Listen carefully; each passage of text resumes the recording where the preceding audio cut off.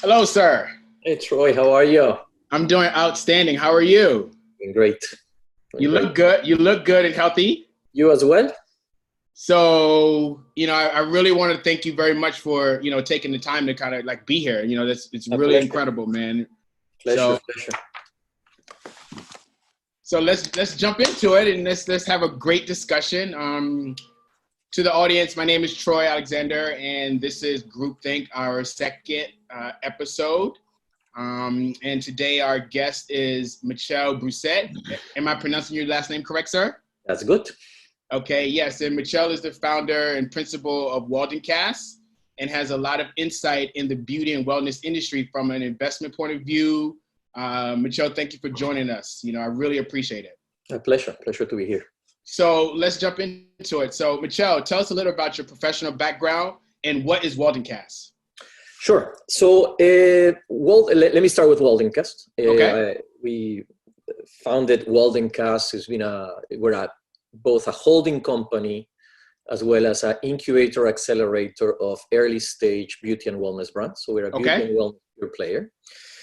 We've been operating for a year, and we do essentially two things. One is we invest in early stage beauty and wellness brands, and we help them scale up through the operational expertise that we've developed, myself and my team, over the years. And the second thing is we're a holding company that develops and creates new beauty and wellness brands. In terms of my background, I'm an operator. I'm not a typical, what I would say, traditional investor. I spent the 25 years prior to starting Waldencast operating and running big global consumer brands with Procter & Gamble, and then most recently with L'Oreal, where I was the president of L'Oreal North America consumer brands. So all of the brands in L'Oreal in the US, Canada, and the Caribbean. Before that, I was CEO of L'Oreal in the UK, and so on and so forth. So a career basically running consumer brands. And what we started is to apply, and all my team at Waldencast are former operators of consumer brands. So what we decided is to do is apply that expertise to help founders and to help brands to be successful and scale up. Okay, great. So what made you decide to leave that corporate environment and go in the investment side? You were the president of L'Oreal, and what made you take that leap? Because that entrepreneurial leap is a difficult leap. Yes, it's a question I'm asked frequently. A lot of people tell me I'm a bit crazy to live a life and a job and a career that was very rewarding and successful to some extent. It's many reasons, Troy. I mean, I think there's both personal and business. If I speak on the business side, one of the things we recognized now for some time is that the nature of the beauty and wellness industry is changing very fundamentally, and that the traditional barriers to entry that existed in this industry have changed, both in terms of, in the old days, you needed to have very big advertising budgets. You had a lock on the distribution. You had very big plants and laboratories that created products. All those things have changed today with the rise of digital, e-commerce, social media, and the availability of many products. So there was a business opportunity to do that. But I think more importantly is because I think to answer more the personal side of that is because I wanted to, after doing what I was doing for 25 years, I wanted to create from scratch a company that reflected certain values that I think were important to me, important to Hind and to Simon, my co-founders, in which we think conscious capitalism, if you want, conscious investing, conscious creation of brand, in which we create brands that have a certain values of sustainability, of inclusiveness, of responsibility to others was important, and we wanted to create something that was meaningful. And secondly, after doing what I've been doing for 25 years, I had always a bit of an entrepreneurial bent. I enjoyed more the entrepreneurial side of creating brands, creating businesses, and importantly, helping people achieve their dreams. We say that Waldencast, we're a company of dreamers and makers. And that's a very important, I think, aspect of what beauty and wellness, more so than any other category, has, is the idea of dreams, of concepts, of creation, while at the same time makers, which is the real expertise that is needed in this industry. Okay, great. So, with Waldencast, and for the audience that's here today, you guys do early stage venture, late stage venture, private equity, seed, and venture. Can you explain a little bit to the audience what the difference of all those are? Yeah, we do. Waldencast in reality is three very different things. On one hand is Waldencast Ventures, which is where we invest in early stage companies. What we say is we're not like venture capitalists for two reasons. One is, as I mentioned, we don't come from that background. Our model is not one where investing in a lot of companies. We invest in a relatively small number of companies where each investment is important. Okay. What's more important about Waldencast Ventures is that we apply our expertise to help companies, operational expertise to help companies grow, whether it's marketing, whether it's supply chain, whether it's internationalization, commercialization, etc. And what we do in Waldencast Ventures is we invest in, I would say, brands that are between, sales call it between 2 million and 20 million, with a sweet spot probably around $8 to $10 million. And we tend to be more Series A investors. That said, we've done seed rounds as well. We've done a couple of cases where it's pre-revenues. So that's one pillar of Waldencast. That's Waldencast Ventures. The second pillar is Waldencast Brands, where we develop and maybe in the future fully acquire beauty and wellness brands, and it's part of a holding company that runs individual brands.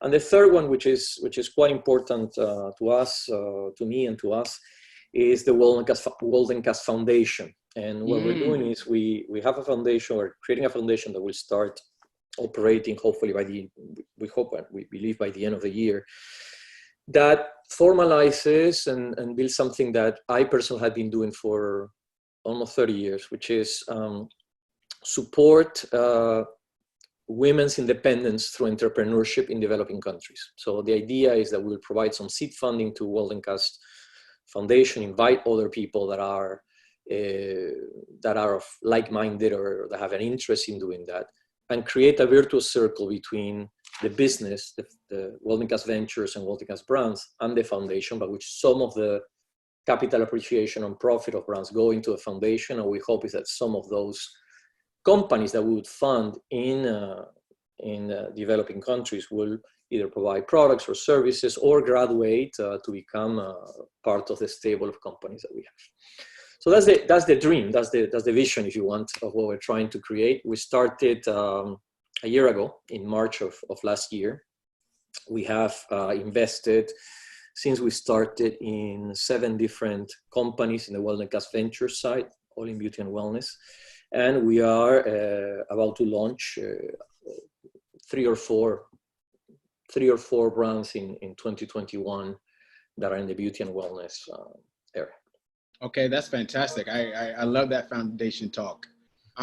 So when looking at potential brands and companies, what do you look for as a criteria for investing? Yeah.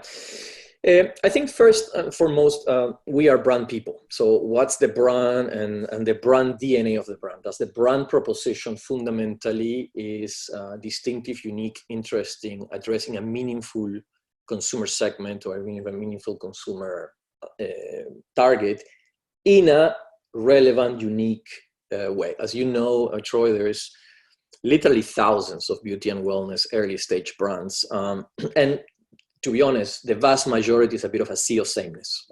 These are brands that are very similar to each other, at times very ingredient based. This brand has this special ingredient from somewhere, so on and so forth. And the brand DNA, what we call the brand DNA, is not very unique or distinctive. So we try to find things that are unique or distinctive, that address a new need in the market or an emerging need in the market in a novel way. And that importantly, because it's an investment, we think can fit or be incremental to the portfolio of potential acquirers after we have. The second thing we look into is, of course, the team, the strength of the team. In many cases, in early stage brands, the teams are not complete, so we have to add people and resources, both from our own resources as well as hire and recruit people. So what's the strength of the team? What we find many times is that we have to complement the skills that are there, and consequently takes us to the third criteria is will our expertise, will our help make a fundamental difference into the strengths of the brand. If this is a brand that so I guess the criteria is, can we help make a difference? Okay, that's good. And so you get a lot of pitches every day. And when you open up that presentation, and for the listeners, what grabs you that you want to learn more and want to reach out to them? The first thing I think we think about is the brand. Is there a brand here? There are many pitches we have. I would say we classify them in three buckets. At the bottom is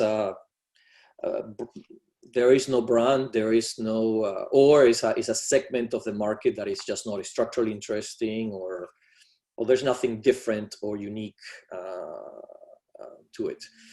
There's a second group of companies that at times are harder, there is some level of traction in the market, meaning they have sales, and at times quite substantial sales, and they're doing well and the structural economics are interesting.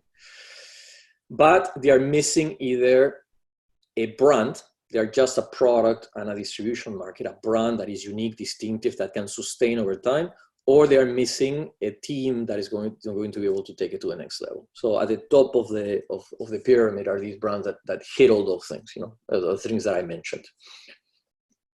Okay, and so that's exciting to hear, and the listeners, they can really get an understanding of that. So what are you doing now as the world is on pause? Are you actively having conversations with founders and companies, and has that shifted?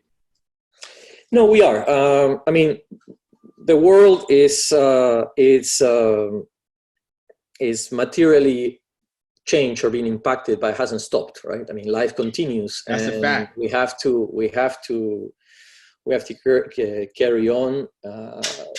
Things go back to normal. It'll be a new normal, but things will go back. I'm an optimist. I have a strong belief that that's the case. So what we're doing today is we're still, our first priority is our existing companies, right? Both our own as well as the places where we've invested, is to be able to support them and navigate through this time. But we're still meeting companies and seeing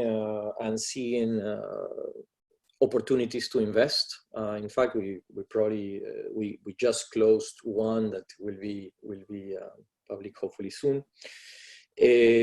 So we're still looking at opportunities.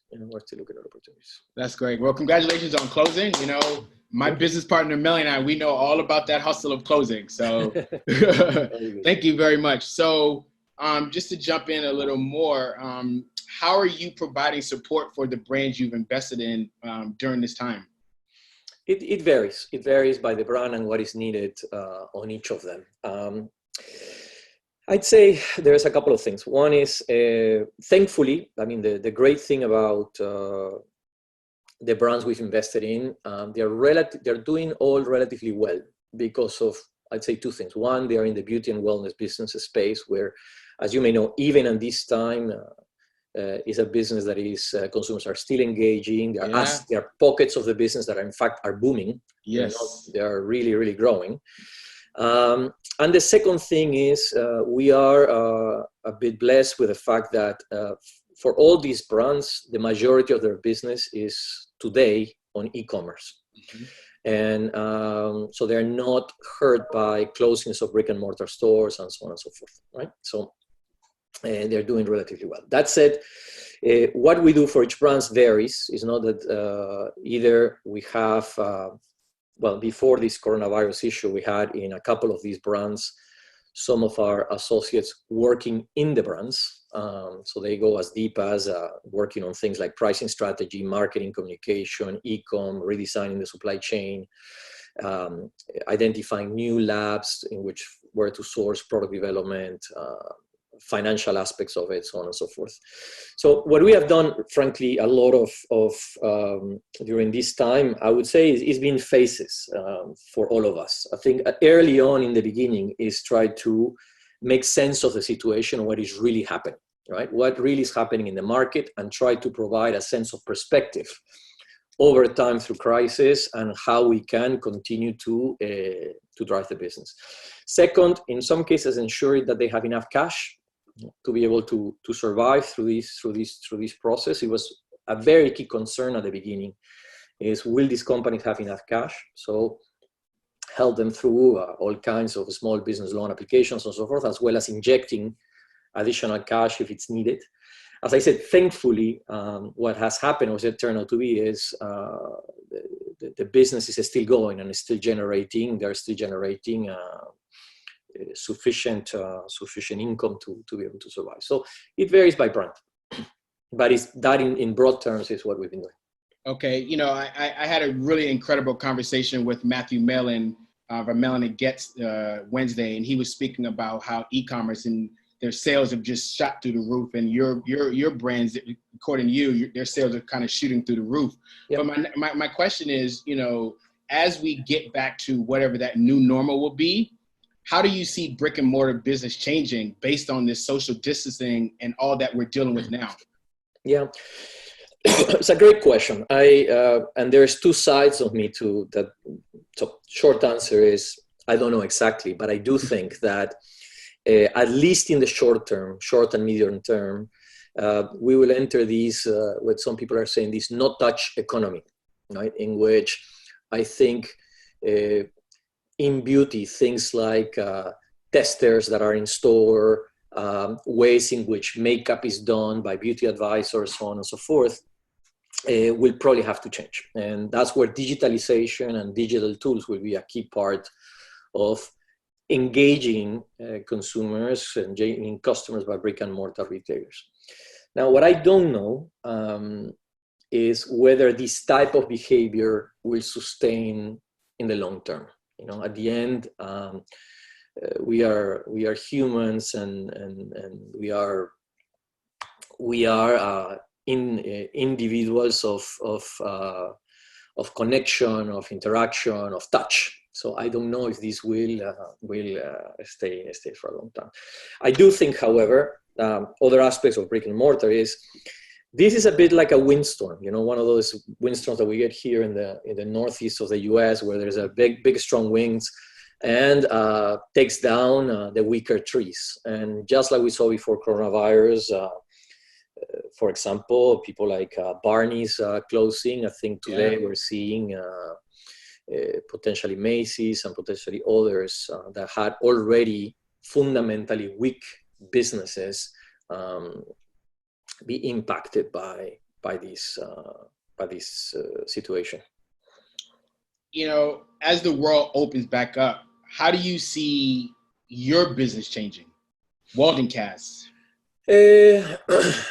I don't think the vision that we had originally will quite fundamentally change. I think what it does perhaps is, it makes, in a sense, give us more clarity on where the opportunities are and where the opportunities are not. But I think the fundamental structure of how we thought about Waldencast early on and the values of the brands that we thought about, that we would invest, if anything, have become more relevant. The ideas of sustainability and inclusivity and connection of people through brands are, I think, more relevant today than ever. So I don't think it will very fundamentally change. And so when you look at these Gen Z, these millennials, the Gen X, and the media in the world is telling them that we're in a recession, we're this, we're that. And, I watched this incredible documentary about the Great Depression, and, I just give a little segue. You wrote an incredible quote on LinkedIn, and people who are listening, if you don't follow Michel on LinkedIn, please do. He inspired me with his quote. And I heard by watching this documentary that more people made more money during the Great Depression than anything, but they want to constantly tell us that people lost all of their resources and money. And so what do you tell those young people, the older people that are in their apartments right now, thinking about building something? What do you tell them from an investor standpoint? Well, it is. As I said at the beginning, I am an optimist, and all I can refer back to is you talk about the Great Depression. We can talk about the Great Depression. We can talk about the history, especially of the beauty and wellness business, right? This is obviously a very strong crisis that probably is as big as it's been of anything since World War II in terms of impacting the world. But even through the various depressions, the various recessions, and so on and so forth, at least beauty and wellness has always been a bright spot. Why? Because it's fundamentally a feel-good business. And in these moments of relative darkness and relative uncertainty, what beauty and wellness does is this little thing in people's lives that can give, it's not the only thing, of course, and it's not at the top of the ranking, but it's a little thing that can give people a sense of feel good, of humanity, of still taking care of yourself, of give you a smile. And I think that is what is underpinning, when we look at search trends and Google trends and traffic, that is what is underpinning the very big rise in engagement in beauty. So consumers are not only buying on e-com because brick-and-mortar stores are closed. Consumers are engaging at a much higher rate in social, in e-com, in messaging around beauty. People want to hear. Part of it is their home. A lot of them are bored, not engaging on things. And just as they are doing a lot of things of self-care and self-betterment, beauty is one of those. People are learning to cook. People are learning new languages. People want to multitask. People want to do the great cat eye or great brows because they're in front of a camera like we are today all the time. Yeah. Right?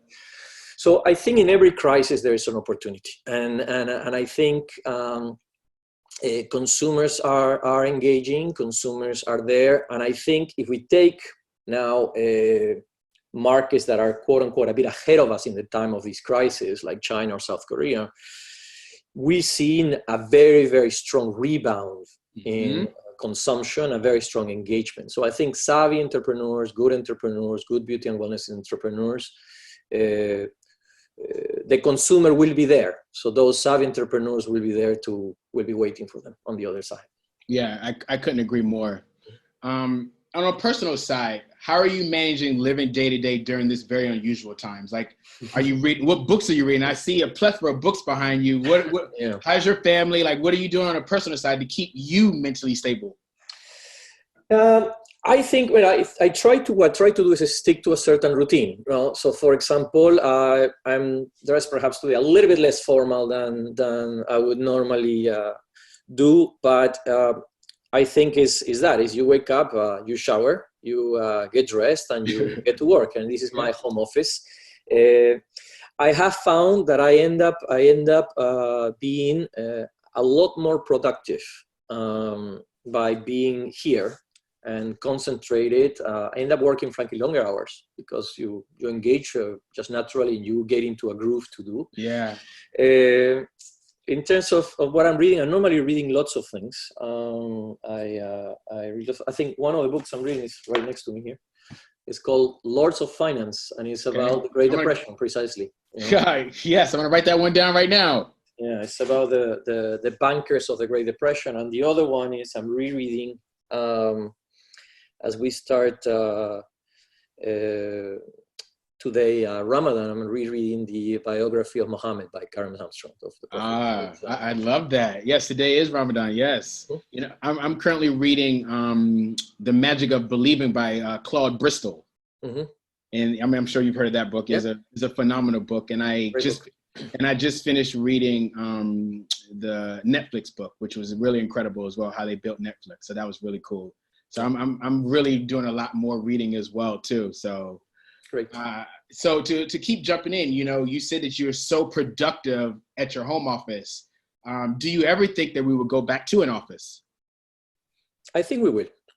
I think maybe not in the exact same form as we had before. I think if I have a certainty is that what this situation has done is anything but driven digitalization and showed something I already believed and at least we already practice, which is digital tools are quite effective. But at the end of the day, it does not replace that human face-to-face connection. There are things we cannot do, or at least we've not been able to do as effectively via these tools. I think the old being all together in a room, working through ideation and thinking and creating and bouncing on each other is just not the same, I think, yet, or at least with these tools. So I think we will go back. We'll walk to a new normal, but we will go back. And what do you think that new normal is? I read an article of McKinsey. They had an article about the new normal, and everyone is trying to figure out what does that look like. From your expertise, what do you think it is? It's a good question. I don't really know, if I'm very honest, of what is it. I do think one of the I think shocking experience that I had to live through in my life were probably two. One is I grew up in Peru during the middle of what is considered a civil war and terrorism and car bombs and things like that. And it is amazing how you adapt to various situations. High inflation, lack of, even if you had money, you couldn't buy anything in the supermarket, but you adapted. Mm-hmm. More recently, maybe for people that we all lived through September 11 and the aftermath of September 11, in which, the beginning was a bit clunky to get to an airport, an airplane, and security checks, but we all adapted and we moved on, and now it works, relatively well. What will this new normal be? I think there are some. If there's one certainty I have is this topic of digitalization. I think it has been an acceleration of digitalization. I am my 82-year-old father who lives in Peru, who would never touch a computer. Now he's FaceTiming and WhatsApping and Skyping all the time, and he thinks this is an amazing thing. It took him a little bit of to do that.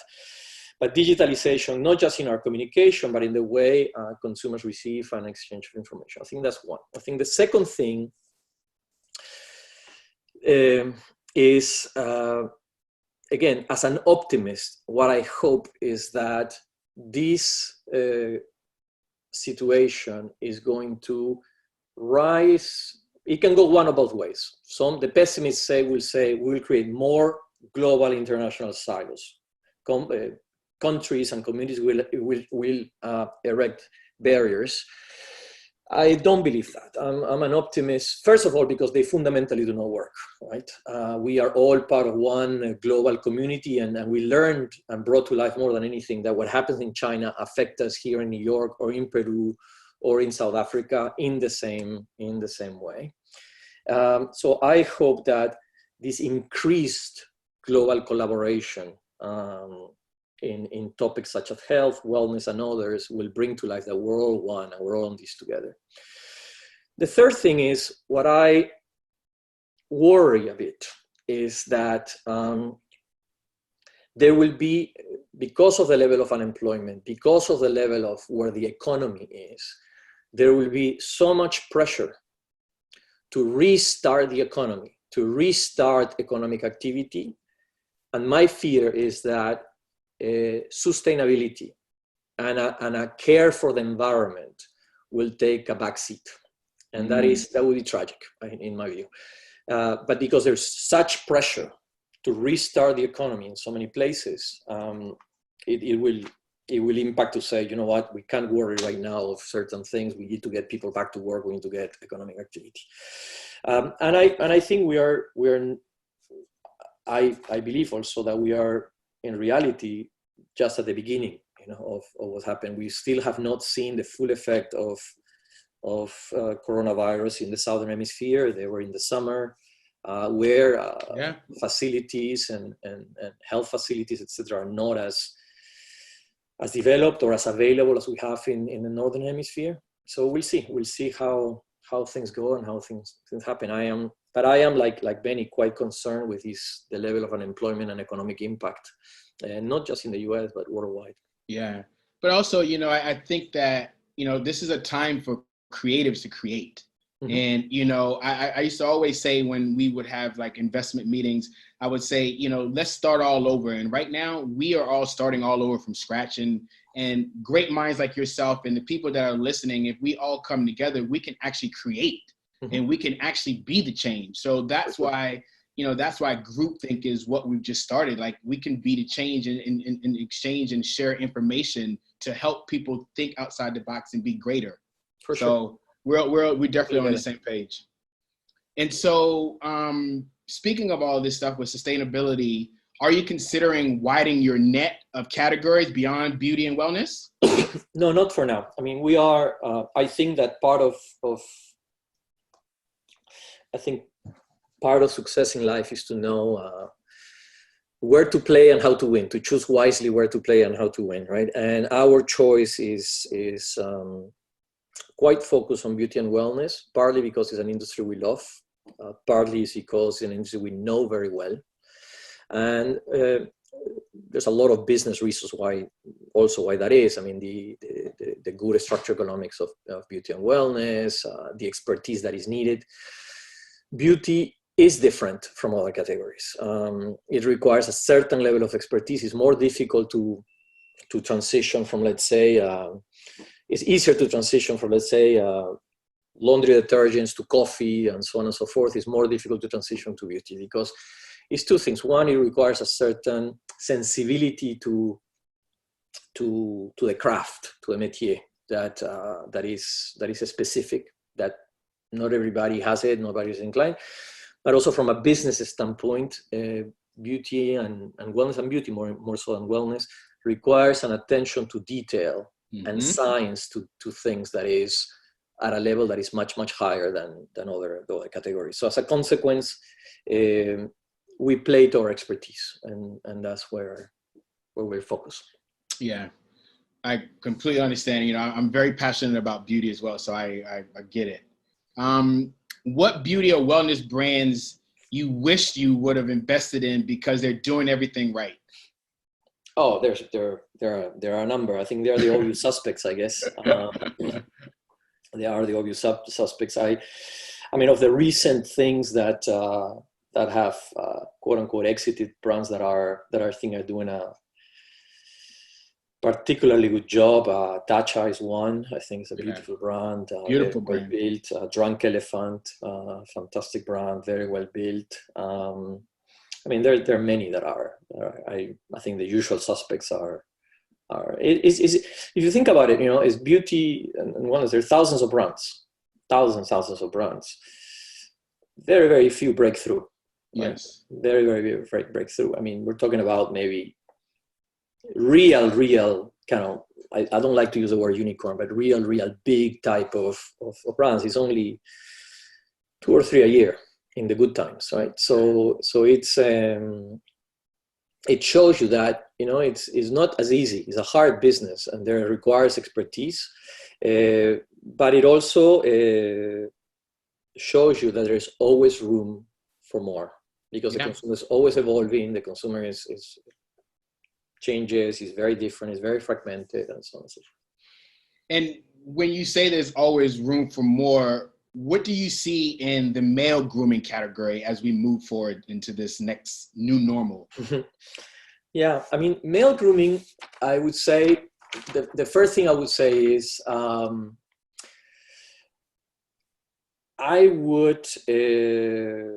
first thing I would think is, I don't think it's men's grooming anymore. I think we should think of the category as men's care, if you want. I like that, yeah. As a men's care. And I think there's a number of things that have quite fundamentally changed. The first one, I think there is an evolving definition of masculinity, of what it means to be a man, what it means, who is that man. But portraying modern masculinity is tricky. It's not easy. On one hand, there is this obvious portrayal of this more, if you want, enlightened, sensitive masculinity, that at the same time stepping away, I guess, from the old kind of macho standards or success standards as portrayed by successful brands of the time like Axe or others, which worked quite well. I think that today is very not representative of what modern men are. But at the same time, this modern masculinity, this more sensitive expression of emotions, is not necessarily broadly appealing. You know, there's still many segments of men that, you know, resent and don't like to be pushed into this direction. Mm-hmm. And I think what is important is be a bit of inclusive in the way of how this modern masculinity can be manifested. And so the first one is, I say, definition of modern masculinity.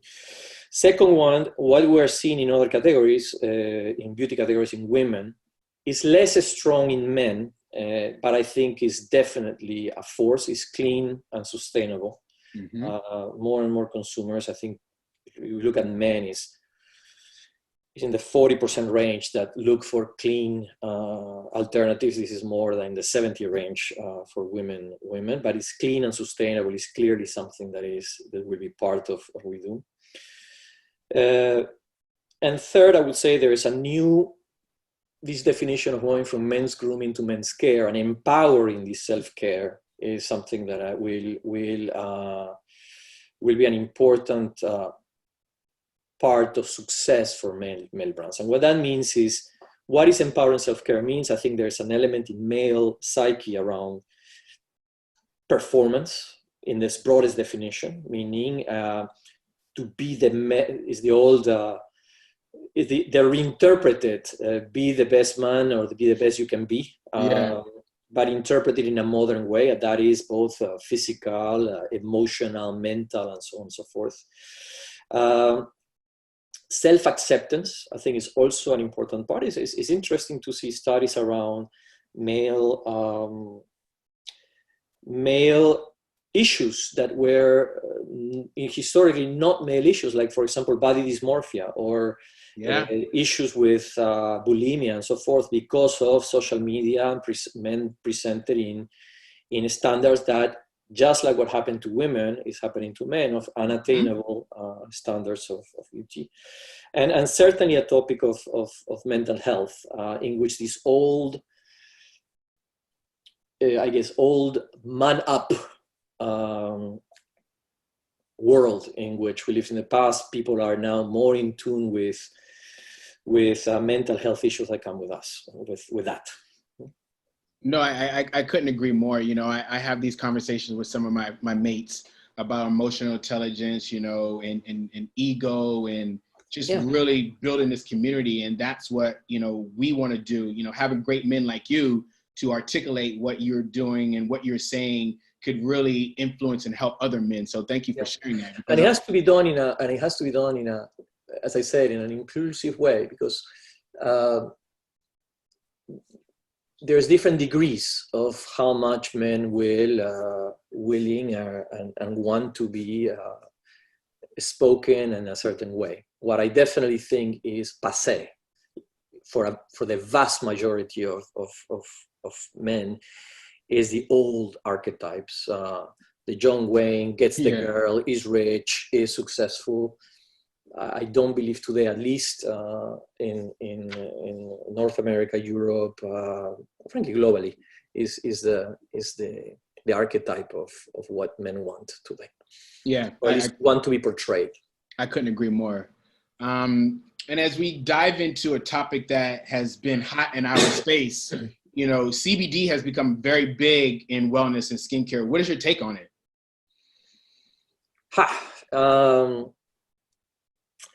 We've not invested in CBD-based brands, and for a relatively simple premise, which is CBD is an ingredient, and consumers don't buy ingredients; they buy benefits. Mm-hmm. I have a fear that is a bit of a gold rush that is hot today, and I don't know if it will be hot tomorrow. Yeah. There are certainly some benefits that CBD can deliver. Are they much better than other ingredients? I don't know. I'm not sure.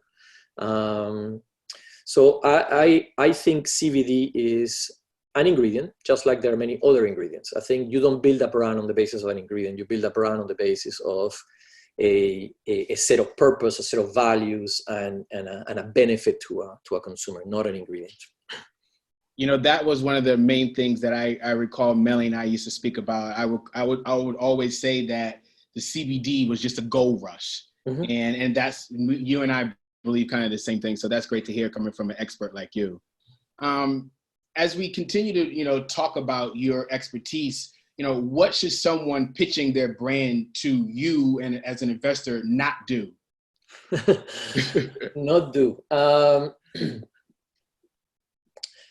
Well, it's an interesting question. I'd say a couple of things. One of the things that I'm a little suspicious about when I see a pitch, right, is when you have somebody that says, I have this brand, whether it's hair care, skincare, whatever brand it is, and I have a product that delivers benefit or performs technically than anything else in the market. And then you say, okay, great, that's possible, that is interesting. How do you source this product? Oh, we brief it into a lab that does this or that. So I'm normally a skeptic that a startup that doesn't have proprietary research will beat in performance the hundreds of millions of dollars and many PhDs and R&D guys that the big companies have, right? Yeah. It's a bit hard to believe. It can happen, but it's hard to believe. So it a bit raises my radar, and also because I fundamentally believe that at the end of the day, product and product performance in beauty is very important in the short term. Meaning the product has to perform, I have to do something, but it's not as important in the long term. Why? Because what matters in the long term for success is a brand. And products change, products come and go. You know, typical beauty brand changes its catalog. 30% of the catalog is changed every year. So, of course, products matter and products performance matter fundamentally and very importantly. But you don't build a brand on the basis of have these special molecule that I discovered somehow that somehow all the PhDs and hundreds of millions of dollars or billions of dollars that are spent in R&D by other companies missed. And to segue into a brand for some of my listeners who are entrepreneurs, when you say brand, what does that mean to you? Yeah. I think the success on a brand, I think, comes at 4 levels. Okay, starting at the bottom, as I said, is products. You have to have great products that work, that deliver against what you do, that satisfy consumer needs. You know, and not only products, but also a pipeline of innovation. Because beauty and wellness is about innovation. It's about bringing new products that are satisfying the constantly changing and evolving needs of consumers. So one is product innovation. The second level is what I call the benefit articulation and reason to believe of why the brand exists. What does this brand do that is unique, different than what exists in the world? I tell many times entrepreneurs, even though I'm in beauty and wellness, is the world doesn't need another makeup brand or another skincare brand or another men's grooming brand. You know, why yours is special and unique? Why should people care that you exist? There's no need to have another lipstick or another mascara. The needs today, as defined today, are plenty satisfied. Unless you're telling me you're identifying a consumer segment or a consumer benefit that is new, different, etc. So what is the benefit and articulation? The third level, which in beauty is supremely important and at the end differentiates, is what we call the beauty point of view. Is how is this beauty expressed in a way that is, again, unique, different, interesting. What I mean by that is you think about most great beauty brands, you can close your eyes and imagine the women of that brand. Mm-hmm. You know, a brand, I worked in L'Oreal. I think most consumers around the world, if you ask them to close their eyes, they can imagine who is the L'Oreal woman. They Yep. may like it, they may not like her, but they can imagine it. It's a distinctive position, and it's different than other women portrayed by other brands. So what's the beauty point of view? And that's why visuals are so important in beauty. It's a visual business. Hence, beauty brands pay a lot of money to photographers, stylists, and so on and so forth. So what is that beauty point of view, that beauty archetype? And lastly, at the top is the purpose. Why do you exist as a brand? You know, what's your contribution to the world? And I think that is increasingly important in today's world. Beyond, obviously, I sell products and I make money. Yeah, that's so true. I couldn't agree more. And so I can feel your fucking passion, bro. Like, cheers to that. So, you know, what keeps you up at night? What is your fire? Like, what is your I'd say most people that know me, I'm not a very person. I'm more, I'm an introvert and a bit understated, I would say. I speak in monotones, I've been told. But I think what matters to me and what is more important to me is to be of value to the world, to make a small contribution to this, to quote unquote, what is my world, right? I don't pretend that we're going to, with Waldencast, we're going to change the world. That's a bit pretentious, but we're going to change our little world, you know, that we're going to make a positive contribution to this industry that we know. You know, I'm not a politician, I'm not a celebrity. What I know is I know how to build and build brands and build organizations. So what I hope is that through building brands and building organizations in my little world, I can make a positive contribution to the world. I think that's great, you know. And so a few questions, you know, I'm sorry to the listeners, I didn't get a Q&A. I keep forgetting because we were just having such a great conversation. So I apologize. The next one we will get questions. And so one of my favorite questions I like to ask, what would you tell your 18-year-old self?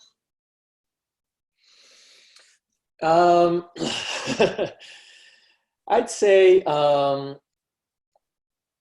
accept that you're imperfect and that you're not, you are not, I used to tell that to, I used to tell that a lot to my teams throughout the years, is you're never as good as people say you are, you're never as bad as people say you are. And the first thing you gotta do is you accept that you're not great at everything. They have lots of shortcomings, but you also have a lot of strengths. So play to your strengths, accept your shortcomings, accept that you're not perfect, and hopefully surround yourself with people that make you better. Yeah, I think that's a really good one. You know, it's about your network and the people that you associate with. You know, they will help expand and help you grow. Mm-hmm. Yeah. And, you know, so name top 5 books that have helped you become the person you've become. Oh, wow. I mean, there's so many. I mean, few that come to mind. Most of them I read when I was quite young. So it's, I think, Damien from Herman Hesse, Okay. or almost anything that Herman Hesse wrote. Yeah. I'd say a lot of what probably 100 Years of Solitude by Garcia Marquez. Okay, I'm writing that one down. I like that one because we're in solitude right now. Yes, it's those are probably one that is meaningful. I think almost anything. I think The Plague, which is very, very appropriate, is one of my favorite books I read a long time ago. I've been meaning to reread it. I don't know. So a lot of them are there, actually. War and Peace as well is probably the best novel ever written. Well, those are a few. Okay. There's so many. Yeah, there are so many. So I'm definitely going to check out War and Peace and The Plague. Mm-hmm. And what great business documentaries have you watched or listened to that we can share with some of the listeners today that could inspire them on this Friday? Yeah, I gotta be honest, I don't read that or watch that many business books. You know, I find them many times a bit reductive into what is the world in terms of documentaries. that I've read, that I watched recently, some top of mind that are the ones that I watched recently now during this quarantine is I thought the documentary on the mind of Bill Gates was interesting. I thought it was an interesting take on how he thinks and how what he's trying to do. Okay. And lastly, before we close, I just want to say thank you very much for taking the time on this Friday. Sure. What advice would you give to an entrepreneur today that wants to talk to you and has this idea? What advice would you give him or her? Contact us. I never turn down coffee with anybody because you never know where things go. But then I say follow a little bit. Ask yourself the question before you start a venture: is why the world needs this? I like that. Why the world needs this company? Why the world needs this business? And how will I fundamentally make a difference? Why will this make a difference? I like that. That's if you can't answer that, you don't need to be in business. yeah, or you might, but you might have a little business, but it's not going to very fundamentally change, the business, the industry. Well, Michel, thank you very much for taking the time. Happy Friday. Let's continue this because I think that, you are an incredible human being. I was connected to you by Lisa. And so it's such a great time that, you took the time with Melanie and I. So that was really incredible. And offline, we will catch up on what's that looking like. But, very thankful for your opportunity to speak with you. Very thankful that you shared some insight. And I hope, the listeners may have learned something. Thank you, brother. My pleasure, Troy. Thank you for doing this. Have a great Friday. Take care. Take care.